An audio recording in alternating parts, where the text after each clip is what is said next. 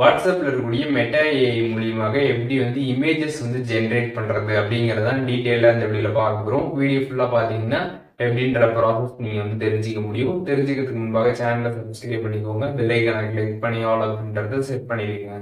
வீடியோக்குள்ள போகலாம். WhatsApp app open பண்ணிக்கிங்க. ஓப்பன் பண்ணிட்டீங்கன்னா உங்களுக்கு இந்த இடத்துல ப்ளூ கலர்ல ஒரு ஐகான் இருக்கும். ஸோ அதை கிளிக் பண்ணிடுங்க. ஸோ அதுதான் பார்த்தீங்கன்னா வாட்ஸ்அப்ல இருக்கக்கூடிய மெட்டா ஏஐ.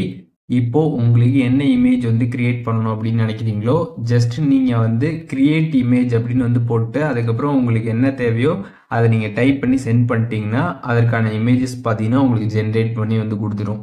உங்களுக்கு என்ன இமேஜ் வேணுமோ ஜஸ்ட் நீங்கள் வந்து அந்த கிரியேட் இமேஜுக்கு அப்புறம் நீங்கள் அதை வந்து டைப் பண்ணி சென்ட் பண்ணிடணும். ஃபர்ஸ்ட் வந்து கிரியேட் இமேஜ்னு போட்டு அதுக்கப்புறம் என்ன வேணுமோ அதை டைப் பண்ணி சென்ட் பண்ணிட்டீங்கன்னா அதுக்கான இமேஜஸ் பார்த்தீங்கன்னா உங்களுக்கு வாட்ஸ்அப்பில் பார்த்தீங்கன்னா வந்து ஜென்ரேட் பண்ணி வந்து கொடுத்துரும். இந்த மெட்டா ஏஐ மூலியமாக நீங்கள் எவ்வளோ வேணாலுமே பார்த்தீங்கன்னா வந்து கிரியேட் பண்ணிக்க முடியும்.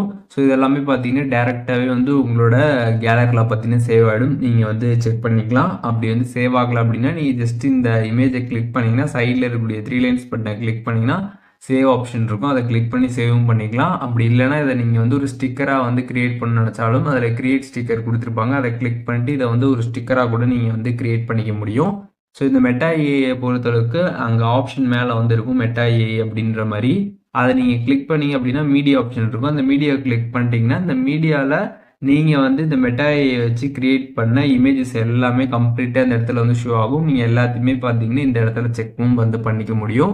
இப்போ இந்த வீடியோ மூலியமாக வாட்ஸ்அப்பில் இருக்கக்கூடிய இந்த மெட்டா ஏஐ வச்சு எப்படி இமேஜஸ் ஜென்ரேட் பண்ணுறது அப்படிங்கிறத டீட்டெயிலாக தெரிஞ்சிருப்பீங்கன்னு நினைக்கிறேன். இதில் எதுவும் டவுட் இருந்துச்சுன்னா கண்டிப்பாக கமெண்ட்ஸில் மென்ஷன் பண்ணுங்கள். எல்லாருக்குமே ரிப்ளை பண்ணுறேன்.